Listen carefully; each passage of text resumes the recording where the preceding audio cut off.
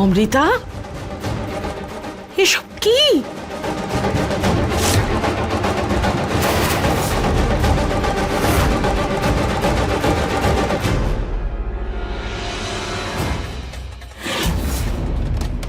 এবার তুমি যতই লুকোও অমৃতা, এই নকল পেটের জন্য প্রশ্ন তো উঠবেই।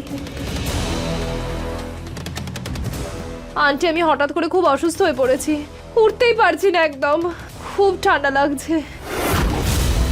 একটু আগে ঋতু যখন তোমাকে ঠাকুর মশাইয়ের কথা বলেছিল তখন তো একদম ঠিক ছিলে, এখন কি হলো? আসলে ওই হঠাৎ করে খুব ঠান্ডা লাগছে। আজকে অমৃতার সত্যিটা বাইরে আনতে কেউ আটকাতে পারবে না। মাথায় তো তোমার ঘাম জমেছে, তাহলে ঠান্ডা লাগছে কি করে? সেটাই তো বুঝতে পারছি না আন্টি, ঠিক কি হচ্ছে আমার। কিন্তু আমি সব বুঝতে পারছি, এসব তোমার নাটক। আর এইসব নাটকের কাজ সাজিয়ে আমার উপর তো খাটবে না। চলো তাড়াতাড়ি ওঠো আর তৈরি হয়ে নাও, ঠাকুর মশাই এসেছেন, বেশিক্ষণ থাকবেন না উনি। আন্টি, আমি বলছি তো আমি উঠতে পারছি না। উঠতে পারবে না? ওঠো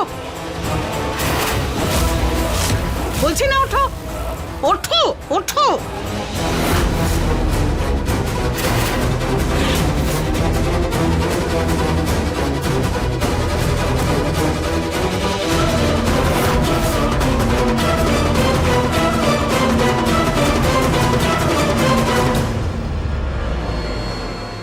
অনেক হয়েছে অমৃতা, শুধু 5 মিনিট আছে তোমার হাতে। ওঠো, তৈরি হয়ে নিচে এসো। ঠাকুর মশাই বসে আছেন তোমাদের বিয়ের দিন ঠিক করার জন্য।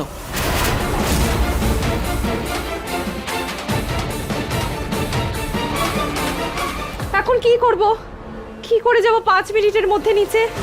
ঠাকুর মশাইয়ের কাছে যাওয়া ছাড়া তোমার কাছে আর কোনো রাস্তা নেই অমৃতা। তুমি যেই ওনার কাছে পৌঁছবে তোমার সব খেলা শেষ। আমার একটু দেরি হয়ে যাচ্ছে, একটা পুজো অ্যাটেন্ড করতে হতো। আর 2 মিনিট ঠাকুর মশাই, আসছেও। আসলে ওর শরীরটা আজকে একটু খারাপ, সেই জন্য। মা, হঠাৎ করে কি হলো? সকালেও তো ঠিকই ছিল। তোমার বোন, তুমিই জানো।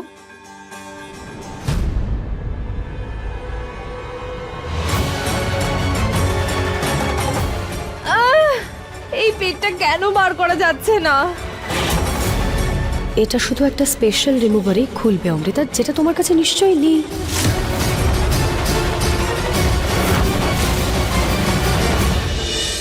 আচ্ছা ঠিক আছে পুনম দেবী, আমার আজকে খুব দেরি হয়ে গেছে। আজ আমি আসি, ওনার শরীর ঠিক হলে আমাকে ডেকে পাঠাবেন, আমি চলে আসবো। আজ অনুমতি দিন।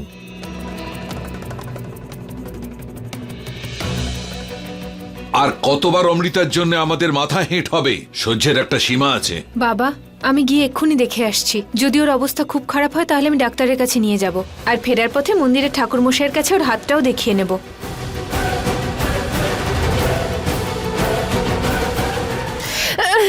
মনে হচ্ছে এভাবে এটা খুলবে না।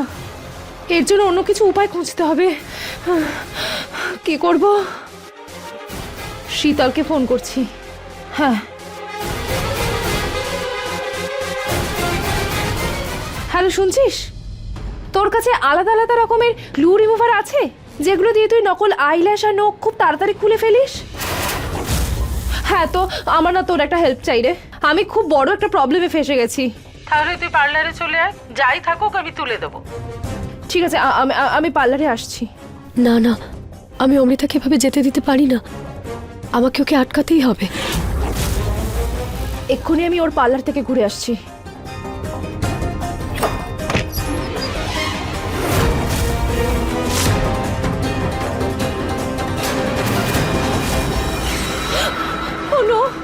দি তো এদিকেই আসছে। তার মানে আমি মেইন গেট থেকে বেরোতে পারবো না, পেছনে দরজা দিয়ে বেরোতে হবে।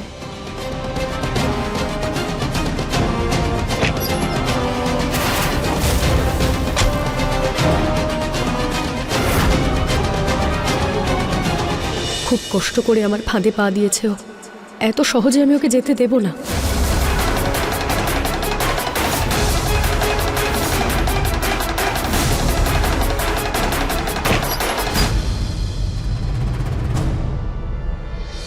অমৃতা, কোথায় আবার চলে গেল মেয়েটা? বাথরুমেও তো দেখতে পাচ্ছি না, হঠাৎ করে গেলটা কোথায় মেয়েটা?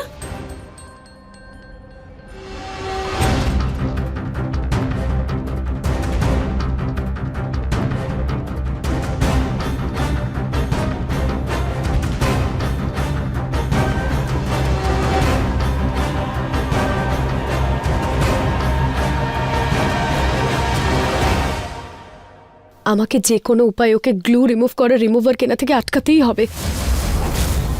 অটো দাঁড়ান।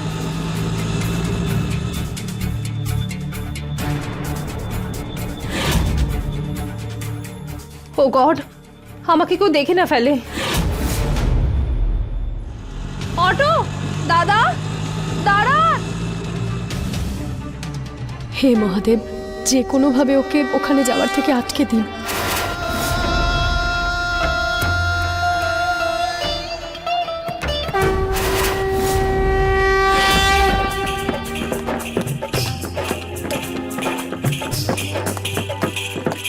আরে নাচো সবাই মিলে।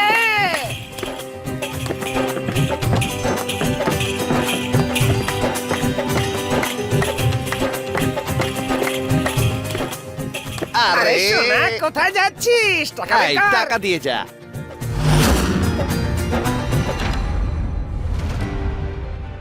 আমি বরং দিদাকে ফোন করে বলে দিই।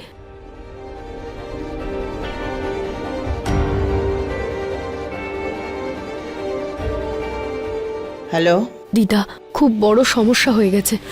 অমৃতা ওর কোনো বন্ধুর সাথে কথা বলেছে, সে ওকে রিমুভার দেবে, গ্লু রিমুভার। আমি ওর পিছনে যাচ্ছি, ওকে যেভাবেই হোক আটকাতেই হবে। ঠিক আছে মা, সাবধানে যেও। তুমি তো জানো ওই মেয়ে কতখানি চালাক।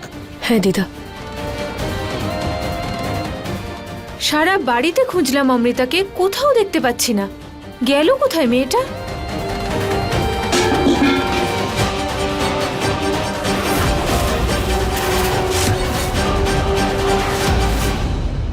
অটো দাদা, পার্লারে যাবেন? আরে সুন্দরী, ওদিকে দেখ। ও তো মা হবে বলে মনে হচ্ছে। ওর তো মনে হয় কিছুদিনের মধ্যেই বাচ্চা হবে। ঠাকুমার ঘর থেকে কিসের আওয়াজ আসলো? অমৃতা আবার ঠাকুমার ঘরে নেই তো?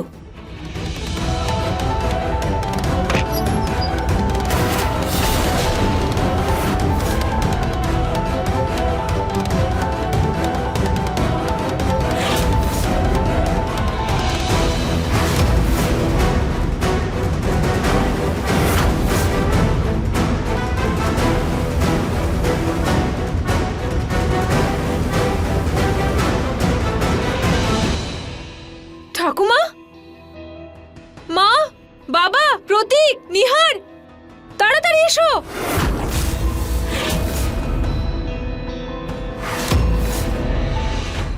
পুষ্পা দেখ তো।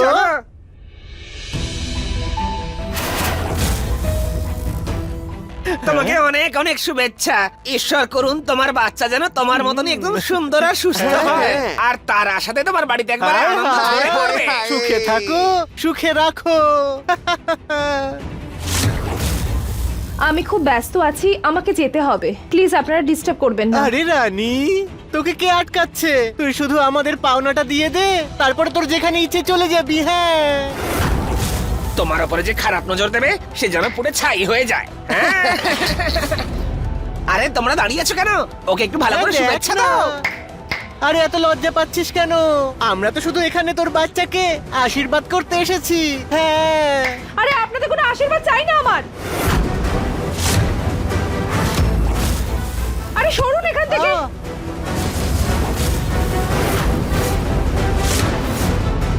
Thank you doctor. বাবা, আমার ডক্টরের সঙ্গে এক্ষুনি কথা হলো। উনি বললেন যে ঠাকুমার যখন হাত পা নড়ছে তাহলে তাড়াতাড়ি ঠিক হয়ে যাবেন। মানে এটা খুব ভালো সাইন।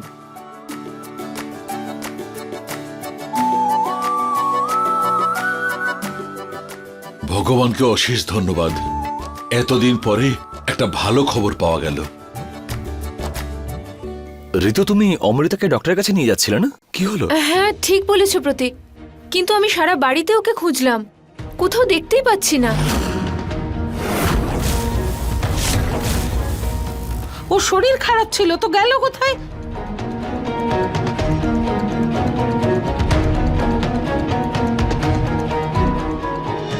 ধাক্কা কেন মারছো? আমরা তো শুধু শুভেচ্ছাই দিচ্ছি, তার জন্য আমাদের সঙ্গে এরকম ব্যবহার? দেখুন আমার মাথা আজ খুব গরম হয়ে আছে, কিন্তু আর গরম করবেন না। বললাম না যান এখান থেকে।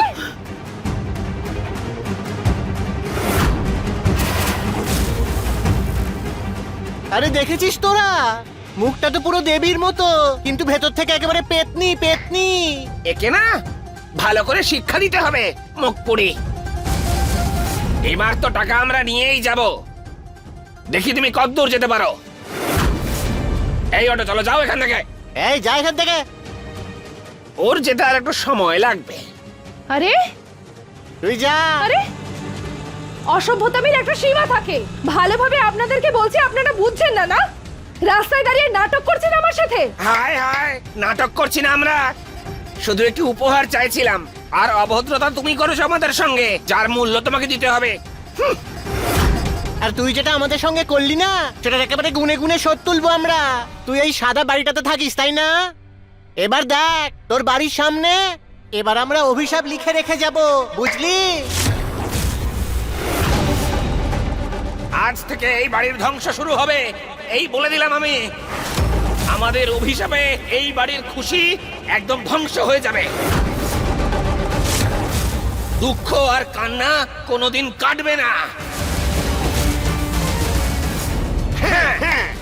ধ্বংস হয়ে যাবি তুই, ধ্বংস। একেবারে ধ্বংস। আরে যান যান, যা করার করুন, আমার কিছু যায় আসে না। আরে যখন যায় আসে না, পালাচ্ছ কোথায়? হ্যাঁ, মুখ পুড়ি একটা। কোথাকার? দাঁড়া বলছি, আই দাঁড়াবি তো। ভালো মতো যাচ্ছিলাম, এরা এসে ঝামেলা শুরু করে দিল। এবার তো এরা চলে গেলেই তবে বেরোবো।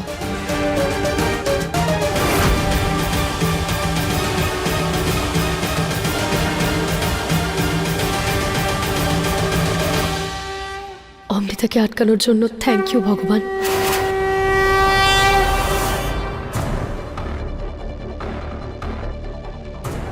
ফোনে পেলে? অমৃতা ফোনই তুলছে না, না কোনো গাড়ি নিয়ে গেছে। এই মেয়েটাকে না, নিহার, তুই আরো একবার ট্রাই কর ওকে ফোন করে। আমার ভয় যেন উল্টোপাল্টা কিছু না হয়।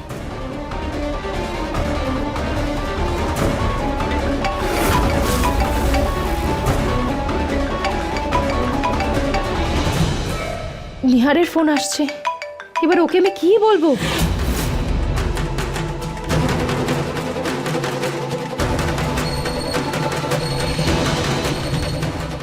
ভালোই ফেসে গেছি আজ আমি। প্রথমে ওকে ফোন করে বলে দিচ্ছি যে আমি আজ আর আসতে পারছি না। হায় হায় হায় হায়, এমন অভিশাপ লিখবো যে মানুষে কেঁপে উঠবে।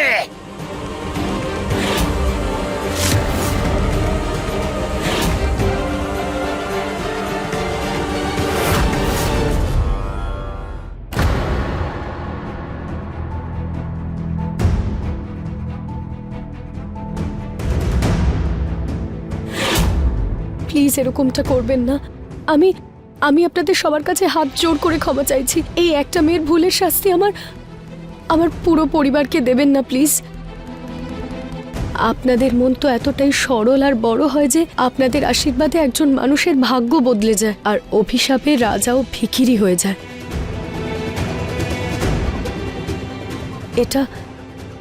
এটা আমার শ্বশুর বাড়ি, আর আমার শ্বশুর বাড়িতে সবাই খুব ভালো মানুষ।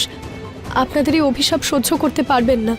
ওই মেয়েটার হয়ে আমি আপনাদের কাছে ক্ষমা চাইছি, কিন্তু প্লিজ ওর এই অসভ্যতামর জন্য আমার পরিবারের মানুষজনদের অভিশাপ দেবেন না।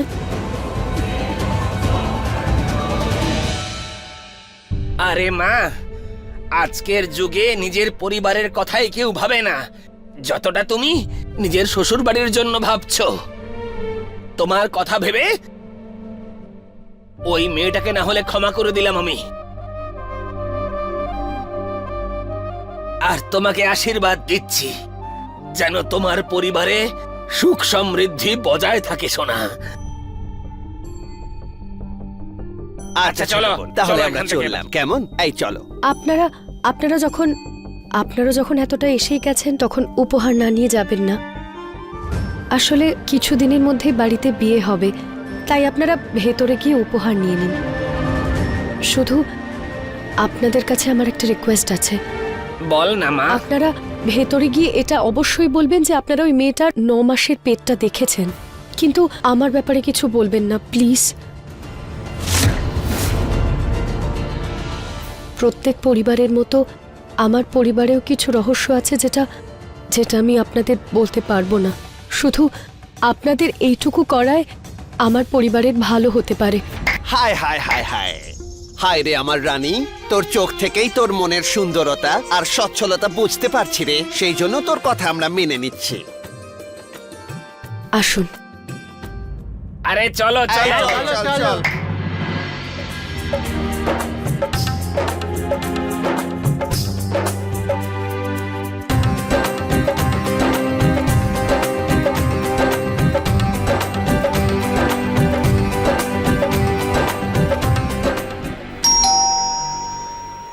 মনে হচ্ছে অমৃতা এলো। দাঁড়া, আমি গিয়ে দেখছি। অমৃতা হলে মজা দেখাবো ওর। বাচ্চা বাচ্চা করে বাড়িতে তাণ্ডব শুরু করেছে।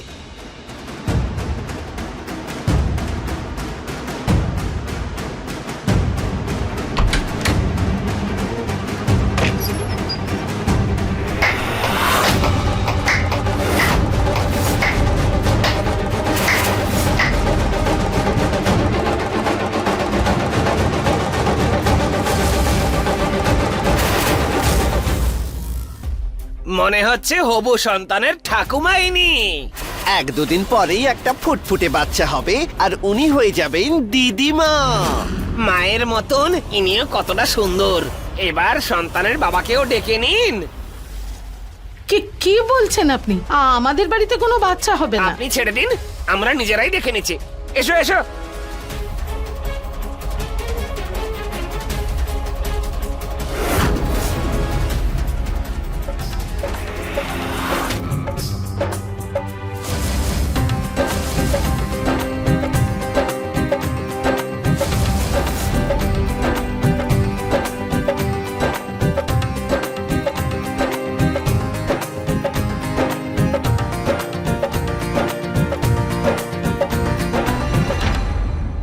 শুনুন শুনুন শুনুন শুনুন শুনুন, আমার কথাটা শুনুন। দেখুন, আপনাদের না কোথাও ভুল হয়েছে, তেমন কিচ্ছু নেই। আরে দিদি, এই বয়সে মিথ্যে বলতে লজ্জা হয় না তোমার? আমরা সবাই ওই গর্ভবতী মেয়েকে এই বাড়িতে ঢুকতে দেখেছি। এবার তো আমরা উপহার নিয়েই যাব এখান থেকে। যতই হবু সন্তানের মা অভদ্র হোক না কেন, উপহার নিয়েই আমরা যাব। কি বলো তোমরা? হ্যাঁ হ্যাঁ, আরে ওই তো এসে গেছে বাচ্চার হবু মা। হ্যাঁ হ্যাঁ, দেখো একবার, ওই তো।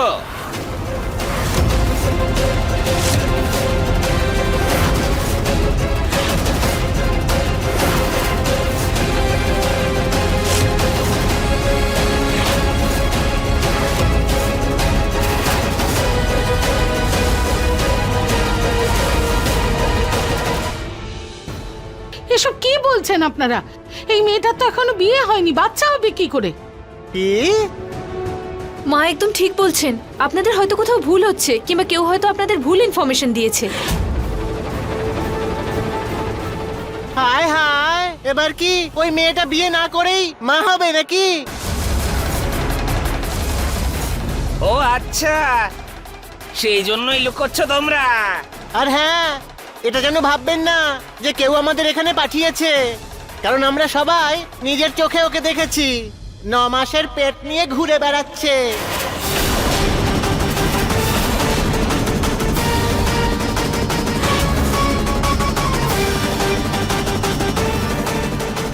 ভীষণ অদ্ভুত লোক আপনারা। দেখতে তো ভালোই মনে হয়, কিন্তু মনটা অতটাই ছোট আপনাদের। এই শুনুন, বাজে কথা বন্ধ করুন আর যান এখান থেকে। অনেক শুনেছি আপনাদের কথা। যা খুশি বলছেন আপনারা। যান এবার, যান যান। মনে হচ্ছে গোটা পরিবারটাই অসভ্য। আর এবার তো আমরা উপহার নিয়েই যাব। কোথায় লুকিয়ে রেখেছো ওই মেয়েটাকে? ডাকো ওকে।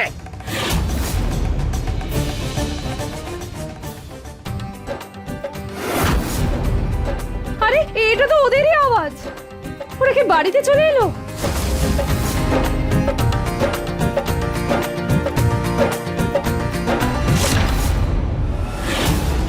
ও নো, এরা তো সত্যিই চলে এসেছে।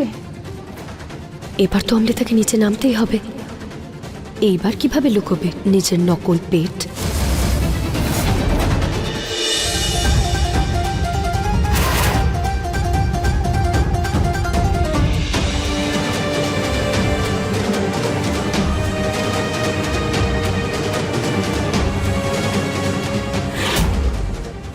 এবার কি করব? এরা তো আমাকে নিচে ডাকবেই।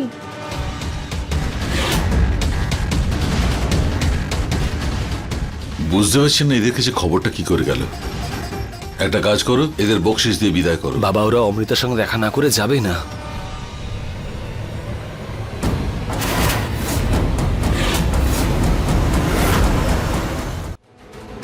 অমৃতা তো বাড়িতেই আছে। ও নো, দি তো দেখে নিল আমাকে। কি হবে এবার? আপনারা 1 মিনিট দাঁড়ান, আমি এক্ষুনি অমৃতাকে ডেকে আনছি। তখন আপনারা দেখতেই পাবেন যে ও প্রেগনেন্টও নয় আর ও 9 মাসের পেটও নেই। হ্যাঁ হ্যাঁ, যাও গিয়ে নিয়ে এসো। হ্যাঁ জানি আয়।